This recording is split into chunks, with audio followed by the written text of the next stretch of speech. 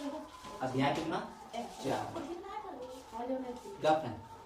अध्याय 4। नाम क्या है? द्विघात समीकरण। बहुत इंपॉर्टेंट चैप्टर है, ठीक है। देखो द्विघात समीकरण ऐसे भी समझो, द्वि मतलब होता है दो, घात का घात यानी पावर, जिसमें घात की संख्या कितना हो? दो, उसी को बोलेंगे द्विघात समीकरण। जिस समीकरण में घात की संख्या दो। पहले समझो, जैसे हम द्विघात बहुपद लिखते थे, तो द्विघात बहुपद कैसे लिखते थे? a(x² + bx + c, यही है द्विघात बहुपद, ये है ना। इसमें तो कहा इस बहुपद में अधिकतम घात की संख्या कितना है? छोटी। अधिकतम घात की संख्या कितना है? दो। इसलिए इसको कहते हैं द्विघात बहुपद। इसको क्या कहते हैं? द्विघात बहुपद। अगर यही द्विघात बहुपद अगर हम 0 के बराबर कर दें, किसके बराबर? 0 के बराबर कर दें, तो यही मेरा बन जाता है द्विघात समीकरण। समझ गया? लेकिन a बराबर नॉट 0 यानी a का मान 0 नहीं होना चाहिए। एक शर्त ये है, a का मान 0 नहीं होना चाहिए। अगर a का मान 0 हो गया तो ये द्विघात समीकरण नहीं कहलाएगा। कोई दिक्कत है? नहीं। समझ गए यहाँ तक? अब देखो द्विघात समीकरण में देखो ये घटते क्रम में है ना, घात घटते क्रम में है ना। इस पे घात की संख्या कितना है? 2। इस पे घात की संख्या कितना है? इस घटते क्रम में है ना। इस घटते क्रम को ही मानक रूप कहते हैं, द्विघात समीकरण का मानक रूप। क्या कहते हैं बताओ? मानक रूप। किसी को कोई दिक्कत है?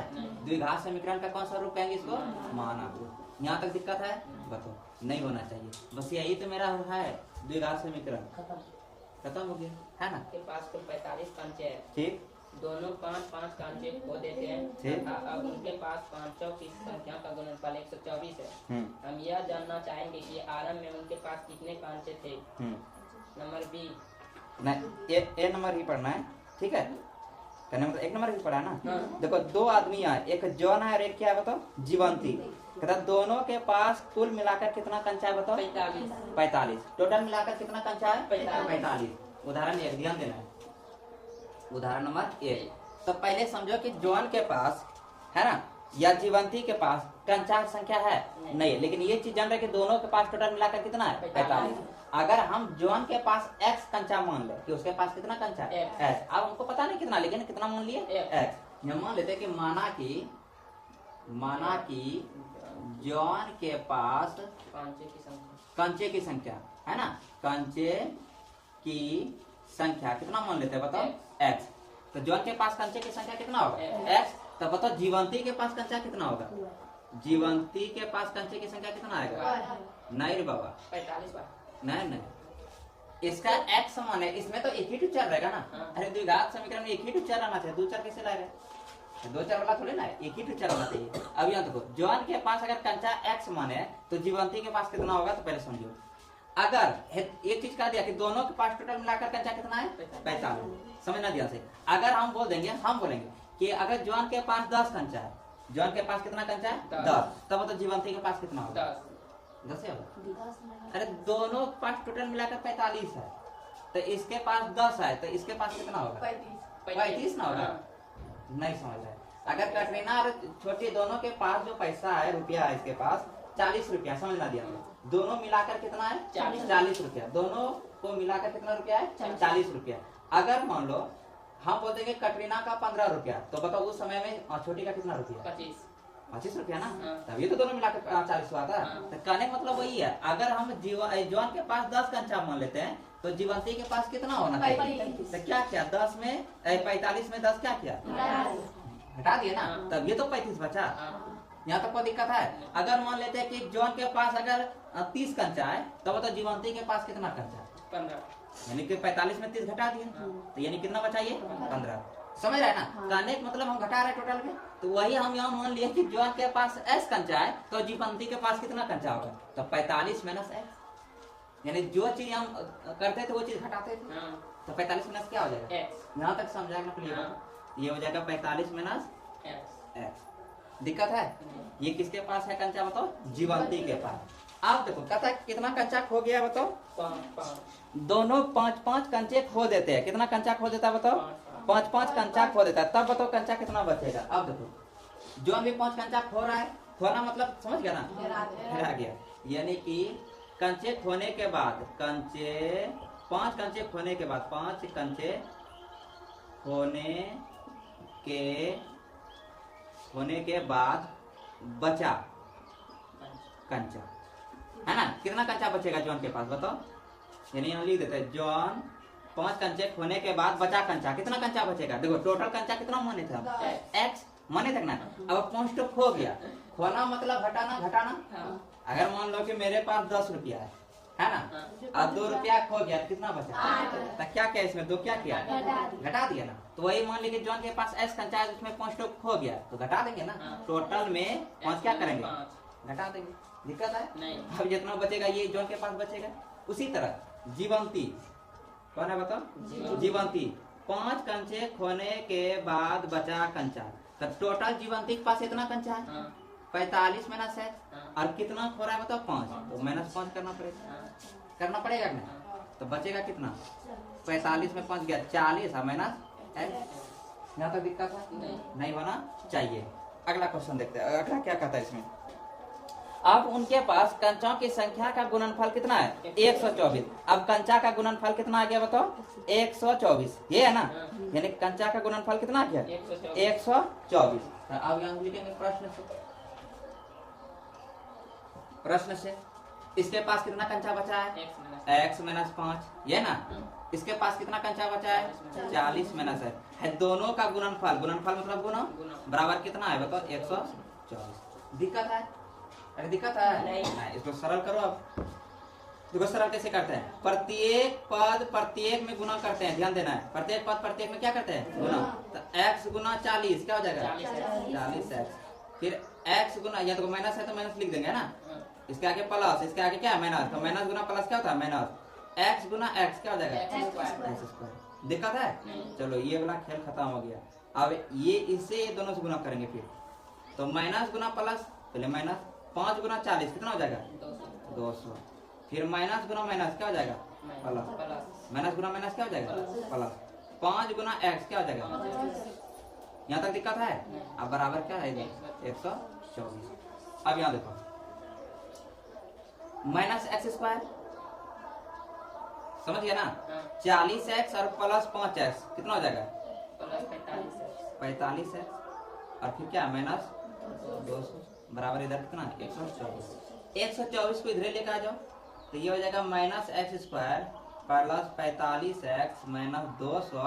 ये प्लस 124 इधर आ जाएगा, माइनस 124 बराबर इधर ना कुछ कितना बच गया? 0। यहाँ तक कोई दिक्कत है? तो minus x square plus 45x और तो माइनस 200 और माइनस 124 दोनों जुड़ जाएगा, कितना हो जाएगा? माइनस 324 बराबर 0। कहता यही बीजगणितीय विधि रूप में लिखो। हो गया। इस रूप में हुआ कि नहीं? ये हो गया। ये मेरा क्या है?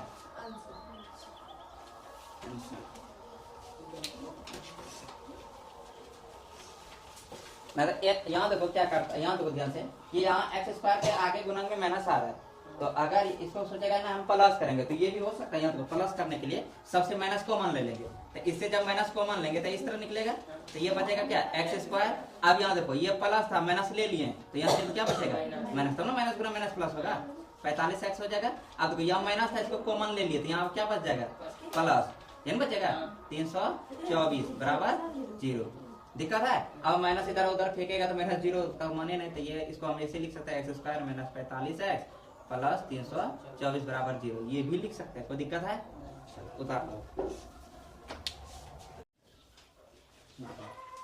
अध्याय कितना है तो? अध्याय 4 द्विघात समीकरण है ना? द्विघात समीकरण। द्विघात समीकरण किस रूप में होना चाहिए बताओ? A x square plus b x plus c बराबर 0 है ना? जहाँ ए इक्वल टू नॉट 0 यानी ए का मान 0 नहीं होना चाहिए। और ए बी सी जो है ये मेरा अचर है। क्या बताओ? अचर राशि है, यानी इसमें संख्या आएगा। कोई दिक्कत है? अगर इस रूप में है तो समझ आएंगे वो क्या बताओ? द्विघात समीकरण। तो उदाहरण 1 नंबर का 2 नंबर नहीं हुआ था ना? उदाहरण 1 का 2 नंबर पढ़ते हैं। एक कुटीर उद्योग एक दिन में कुछ खिलौने का निर्माण करता है। ठीक। प्रत्येक खिलौने का मूल्य 55 रुपये में से एक दिन में बनाए गए खिलौने की संख्या को घटाने से प्राप्त हुई संख्या के बराबर है। इसी एक दिन कुल निर्माण लागत 770 रुपया कि उस दिन निर्माण के लिए खिलौना किसी को यही है। देखो तो इसे मान लेते हैं कि माना कि निर्मित खिलौने की संख्या जो है x है। क्या मान लेंगे बताओ? माना कि निर्मित खिलौने की संख्या कितना है बताओ? बराबर x। अब कहता है कितना से कम हो जाता है बताओ? 55 से। कितना कम हो जाता है बताओ? 55 से कम हो जाता है। प्रत्येक खिलौने की निर्माण लागत, प्रत्येक खिलौने के निर्माण लागत जो होगा मेरा, तो टोटल 55 है, तो 55 से कम तो 55 माइनस क्या हो जाएगा? x। यहाँ तो दिक्कत है प्रश्न में क्या कहता है? उस दिन जो कुल निर्माण लागत हुआ था कितना, घटाने पर जो कुल हुआ था प्राप्त संख्या के बराबर है। यदि किसी दिन कुल निर्माण लागत कितना है? 750। तो कुल निर्माण लागत जो है कितना है? 750। तो पहले इतना था x इंटू इतना हो गया 55 माइनस x, यही टोटल लागत कितना है? 750। यहाँ पर दिक्कत है, सब लोग गुना x गुना 55x माइनस x गुना x बराबर 750। इधर लेकर आ जाओ। तो पहले ये पार्ट को पहले लिख लेते हैं, है ना, क्या कि घात वाला पहले लिखते हैं ना। तो minus x square plus 55x, ये प्लस 750, इधर क्या हो जाएगा? बराबर कितना बचा? 0। माइनस कॉमन ले लेंगे, तो ये एक्स स्क्वायर माइनस ले लिए तो प्लस का यहाँ क्या बन जाएगा? माइनस 55x, या माइनस ले लिए तो माइनस हट जाएगा, क्या बचेगा? प्लस 750 बराबर 0। इधर जाएगा तो कोई फर्क ही नहीं है। तो x square minus 55x plus 750 बराबर 0। यही दिक्कत है, बताओ लो। गणित के रूप में आ जाए। उदाहरण नंबर 2। उदाहरण 2 का पहला नंबर समीकरण बताओ क्या है? क्या है? x माइनस 2 का होल स्क्वायर, x माइनस 2 का होल स्क्वायर प्लस 1 है ना, बराबर 2x माइनस 3। यही है ना। देखो सरल करते हैं। x माइनस 2 का होल स्क्वायर है, ये एक सूत्र पे टूट रहा है, नहीं बन रहा है बताओ? टूटेगा किस पे? a माइनस b का होल स्क्वायर। इसका क्या होता है बताओ? a square minus 2ab plus b square होता है कि नहीं? तो a के जगह मेरा x है और b के जगह क्या है? 2। ठीक है, तो a स्क्वायर, तो यहाँ क्या हो जाएगा बताओ? X square minus 2 into a b, a का मान x और b का मान कितना हो जाएगा? 2। ठीक है, यानी कहने मतलब इंटू मतलब यहाँ गुना है, अब प्लस क्या होता है? b स्क्वायर, तो b के जगह कितना है? 2 का स्क्वायर प्लस a बराबर इधर क्या है? 2x minus 3। X square minus 2 दूनी 4x प्लस 2 का स्क्वायर 4 प्लस 1 बराबर 2x माइनस 3। इधर लेकर आ जाओ सबको। तो इधर है x square plus 4x, 4x कितना हो जाएगा? ये 5। अब ये प्लस 2x इधर आएगा, माइनस 2x, ये माइनस 3 इधर आएगा, प्लस 3 बराबर 0। एक्स स्क्वायर, अब यहाँ देखो माइनस 4x और माइनस 2x कितना हो जाएगा? माइनस 6x, और फिर 5 और 3 कितना हो जाएगा? 8 बराबर 0। इस रूप में है कि नहीं? तो ये द्विघात समीकरण है कि नहीं? यहाँ लिखना है या a x square plus b x plus c बराबर 0 के प्रकार का समीकरण है, अतः यह एक द्विघात समीकरण है। चलता हूँ, कितना नंबर है?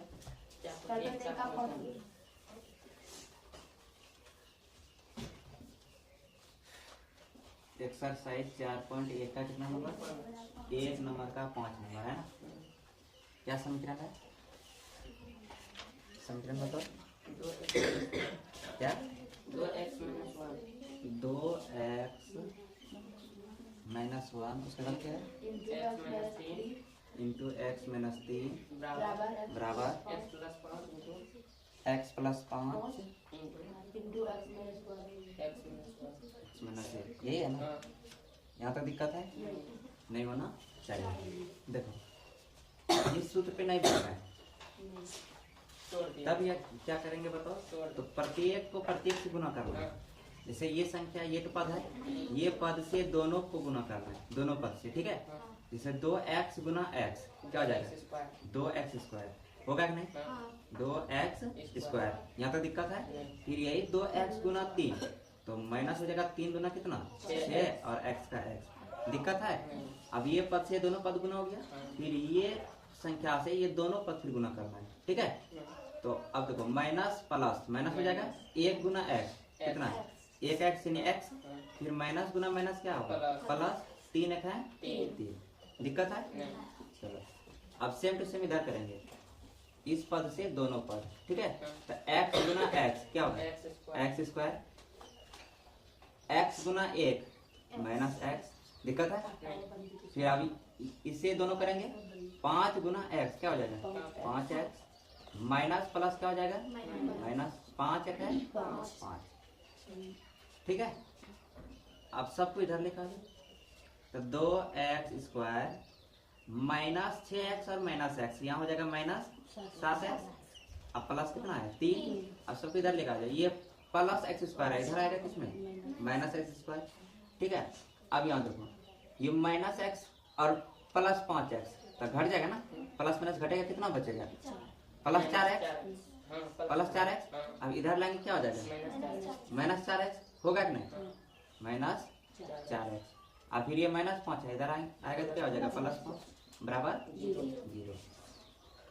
2x स्क्वायर में 1x स्क्वायर घट जाएगा, कितना बचेगा 2 में 1 घटेगा 2 बचेगा, सिर्फ x स्क्वायर बचेगा ना।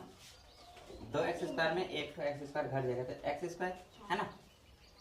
अब देखो माइनस 7x और माइनस 4x कितना होगा माइनस 11x, ठीक है।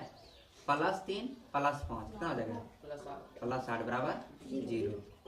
जो समीकरण के रूप में है कि नहीं, इस रूप में है ना, तो यहाँ लिखेंगे या ax square plus bx plus c बराबर 0 के प्रकार का समीकरण है। अतः यह एक द्विघात समीकरण है, ठीक है।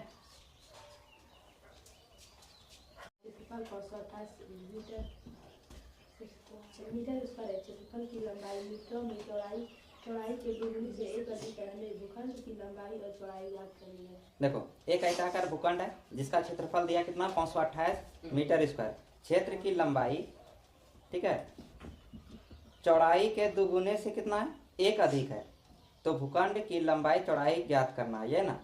देखो ध्यान से 4.1 का 2 नंबर का 1 नंबर, भूखंड जो है मेरा ये आयताकार है, कैसा है बताओ आयताकार। इसी तरह होगा ये, यहाँ तक दिक्कत है। ये मेरा लंबाई होता है, ये क्या होता है बताओ चौड़ाई। कहता है कि जो चौड़ाई है, लंबाई है चौड़ाई से 2 गुना से 1 क्या है अधिक है।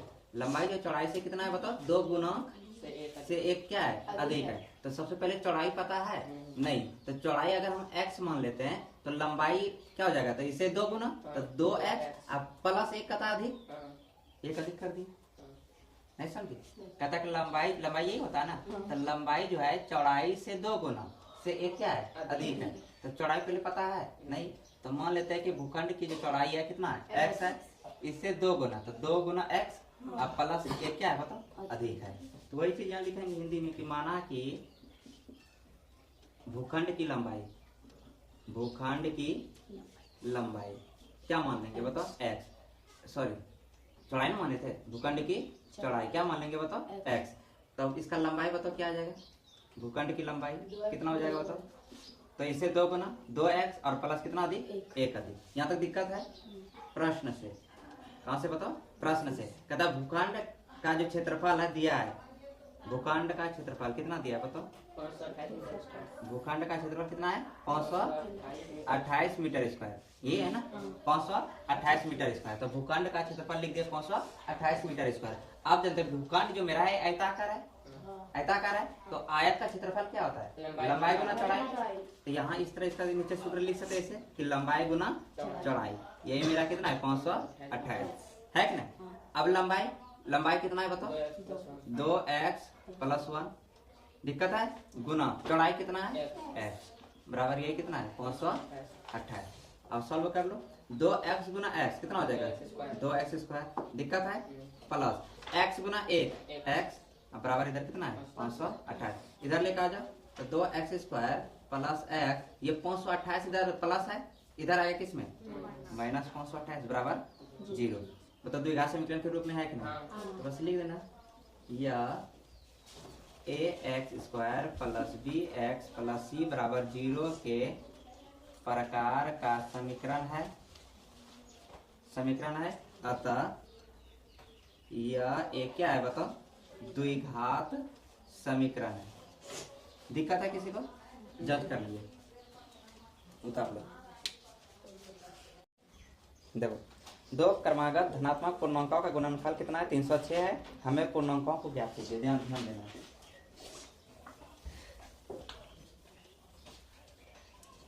देना, ध्यान। 2 नंबर है ना?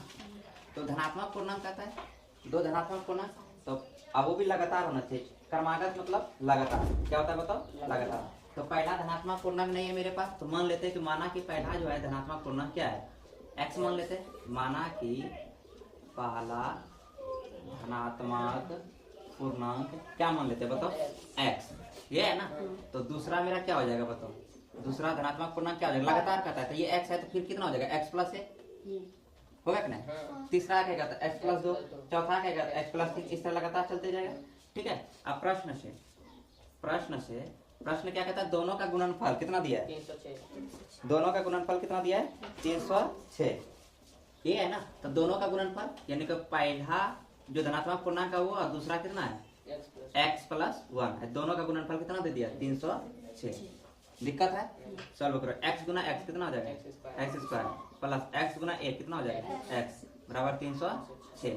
ये प्लस है, इधर आएगा किसमें? 3x स्क्वायर प्लस x और माइनस कितना हो जाएगा? 306 बराबर 0। द्विघात समीकरण के रूप में है कि नहीं? तो यह ax square plus bx plus c के प्रकार का समीकरण है।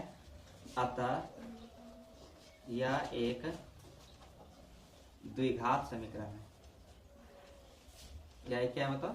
द्विघात समीकरण है। 2 नंबर का 3 नंबर। रोहन की जो आयु है उसकी माँ से 26 वर्ष, रोहन की माँ उससे 26 वर्ष बड़ी है, यही है ना? रोहन की आयु नहीं, कहता है कि रोहन का जो है उम्र यानी कि उससे उसका माँ कितना बड़ा है बताओ? बड़ी है कितना? 26 वर्ष। उनकी आयु का गुणनफल अब से 3 वर्ष पश्चात 360 हो जाएगी। कितना? 360। हमें रोहन की वर्तमान आयु ज्ञात करनी है। देखो ध्यान से। तो रोहन का पहले उम्र पता है? नहीं। तो मान लेते हैं कि माना कि रोहन का जो वर्तमान आयु है, रोहन का वर्तमान आयु क्या मान लेते हैं बताओ? x वर्ष। यहाँ तक दिक्कत है? माना कि रोहन का जो वर्तमान आयु कितना है? x वर्ष। अब इसकी माँ की आयु, रोहन की माँ की आयु कितना हो जाएगा बताओ? रोहन की माँ की वर्तमान आयु कितना हो जाएगा बताओ? इससे कहता है 26 में पड़ा है ना, मतलब है कि नहीं? तो x प्लस कितना हो जाएगा? 26। यहाँ तक दिक्कत है? नहीं होना चाहिए। उसके बाद अगला प्रोसेस कहता 3 वर्ष पश्चात। कितना वर्ष? 3 वर्ष पश्चात। तो एक चीज बताया कि तुम सबको पश्चात बोले, पश्चात या बाद, तो जोड़ना है। क्या करना बताओ? जोड़ना है।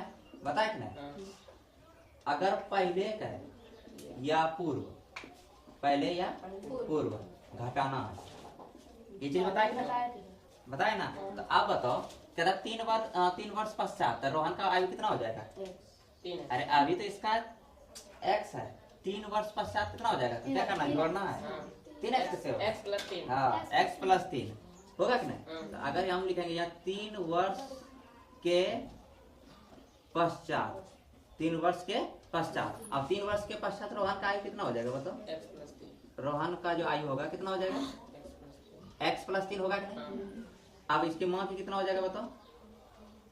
माँ की आयु कितना हो जाएगा बताओ? तो 3 वर्ष पश्चात है, तो x प्लस 26 तो वर्तमान था। अब 3 वर्ष पश्चात कितना हो जाएगा? प्लस 3। ये होगा ना? कहने का मतलब x प्लस 26 और 3 कितना? 29। यहाँ तक दिक्कत है? 3 वर्ष पश्चात निकल गया मेरा, कितना? 3 वर्ष पश्चात। अब प्रश्न से ये दोनों का कहता है गुणनफल कितना है, उसका मान और उसका जो गुणनफल है कितना है? 360। क्या दोनों का गुणनफल? तो इसका कितना है? रोहन का x प्लस 3 इंटू इसका कितना है? इसके मान x प्लस 29। यही दोनों का गुणनफल कितना है बताओ? 360। यहाँ तक दिक्कत है? कर लो सॉल्व। x गुना x स्क्वायर, x गुना 29 x। अभी ये करेंगे 3 गुना x 3x, 3 गुना 29 कितना हो जाएगा? 9 27, 2 3 2 6 2 8। ये होगा ना बराबर कितना? 360। x स्क्वायर प्लस 29x और 3x कितना हो जाएगा? 29 और 3 32x होगा कि नहीं? प्लस 87। अब देखो 360 प्लस है, इधर लेकर आएगा कितने? माइनस बराबर 0। x square plus 32x। अब देखो प्लस माइनस घटेगा तो 360 में 87 घटाओ, कितना बचेगा? 360 में 87 घटाएंगे कितना बचेगा? माइनस 10 में 7 गया 3 और यहाँ बचा कितना? 15। 15 में 8 जाएगा कितना? 15 में 8 7 15 7 273 बराबर कितना? 0। अब देखो ये द्विघात समीकरण के रूप में है कि नहीं? है कि नहीं? बताओ जल्दी। तो लिखना यह ax square plus b x plus c के प्रकार का समीकरण है, अतः यह एक द्विघात समीकरण है। एक रेलगाड़ी 480 किलोमीटर की दूरी समान चाल से तय करती है, यानी टोटल दूरी दे दिया कितना? 480 किलोमीटर। यदि इसकी चाल 8 किलोमीटर प्रति घंटा कम होती तो वह उसी दूरी को तय करने में 3 घंटा अधिक लेती है। कितना घंटा? 3 घंटा अधिक लेती है। यहाँ तक दिक्कत है? हमें रेलगाड़ी की चाल ज्ञात करना है। क्या निकालना बताओ? देखो ध्यान से। तो सबसे पहले ये बताओ रेलगाड़ी की चाल पता है? नहीं ना? जो चीज ज्ञात करने के लिए देगा वो मान लेना है। तो मान लेंगे कि माना कि रेलगाड़ी की चाल कितना? x। ध्यान देना 4 नंबर लास्ट है। माना कि रेलगाड़ी की चाल कितना है बताओ? x किलोमीटर प्रति घंटा। यहाँ तक दिक्कत है? यहाँ तक दिक्कत है बताओ? नहीं। आप पता है कि 8 किलोमीटर कम कर देता है चाल, तो बताओ 8 किलोमीटर कम कर देंगे तो अगर कितना किलोमीटर बताओ? 8 किलोमीटर प्रति घंटा चाल कम करने पर रेलगाड़ी की चाल कितना हो जाएगा?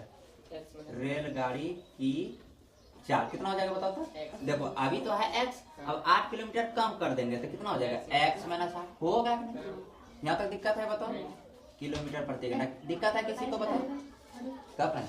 यहाँ तक दिक्कत है किसी को? नहीं होना चाहिए। यहाँ देखो अभी रेलगाड़ी की चाल कितना है? x किलोमीटर प्रति घंटा। क्या हो गया? 8 किलोमीटर कम कर देंगे। यहाँ देखो 8 किलोमीटर कम कर देंगे तो रेलगाड़ी की चाल कितना हो जाएगा बताओ? x minus 8। घर में है कि तुम ट्यूशन में है? यहाँ देखो यहाँ तक दिक्कत है। अब यहाँ देखो प्रश्न से प्रश्न क्या कहता है बताओ? प्रश्न कहता है कि 8 किलोमीटर पर घंटा कम होती है तो उसी दूरी को तय करने में 3 घंटा अधिक समय लेती है, ये ना? तो सबसे पहले दूरी पहले दे दिया, ये दूरी लिख लेते हैं कि टोटल दूरी दे दिया कितना? 480 किलोमीटर। ठीक है। अब 480 किलोमीटर के दूरी बराबर सूत्र क्या होता है? 4 गुना दूरी बराबर 4 गुना समय, और समय बराबर क्या होता है? दूरी बटे 4 होता है ना? समय बराबर क्या होता है बताओ? समय बराबर होता है दूरी बटे 4, क्योंकि समय दिया है 3 घंटा कम अधिक लेता है ना। अब यहाँ देखो समय 3 घंटा और दोनों का अंतर, टोटल दूरी मेरे पास कितना है? 480 किलोमीटर। कोई दिक्कत है? अब 8 किलोमीटर कम करने पर इसकी चाल कितना हो जाता है बताओ? कितना? x minus 8। कोई दिक्कत है? दूरी बटे 4 हो गया। सामान्य चाल कितना था इसका? x था। दूरी तो इतने तय हो रहा है और सामान्य चाल कितना? x। दोनों का जो अंतर है कितना समय दिया? दोनों का अंतर कितना घंटा? 3 घंटा। दिक्कत है? नहीं। यहाँ तक दिक्कत है? इसको सॉल्व कर लो। x और x माइनस 8 लघुत्तम करेगा कितना आ जाएगा x इंटू एक्स माइनस 8 होगा कि नहीं? x माइनस 8 से x माइनस 8 खत्म हो जाएगा, सिर्फ x गुना 480 कितना है 480 है, दिक्कत है नहीं माइनस का माइनस x से x खत्म, ठीक है तो x माइनस 8 गुना 480 तो क्या हो जाएगा 480 इंटू एक्स माइनस 8, यहाँ तक दिक्कत है नहीं। बराबर कितना तीन। 3। अब देखो 480 x, अब गुना करते हैं 480 गुना x कितना हो जाएगा 480 माइनस 480 x, दिक्कत है नहीं। माइनस गुना माइनस क्या बन जाएगा प्लस। प्लस 480 गुना 8 कितना हो जाएगा 0 अठी 64 के 4 हासिल 6 8 चौक 32 और 6 38, दिक्कत है नहीं।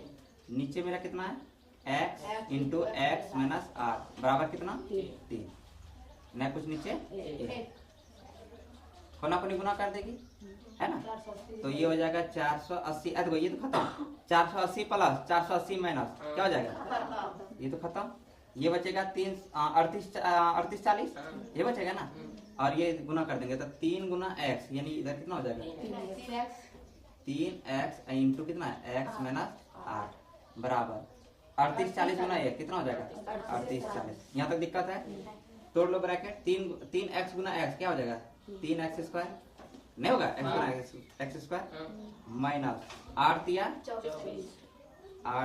24x बराबर कितना है 38 40, इधर लेकर आ जाओ 3x स्क्वायर माइनस 24x ये प्लस है इधर आएगा माइनस 38 40 बराबर 0, द्विघात समीकरण के रूप में है कि नहीं, यह ax square plus bx plus c बराबर 0 के प्रकार का समीकरण है, अतः यह एक क्या है बताओ द्विघात समीकरण है, आंसर।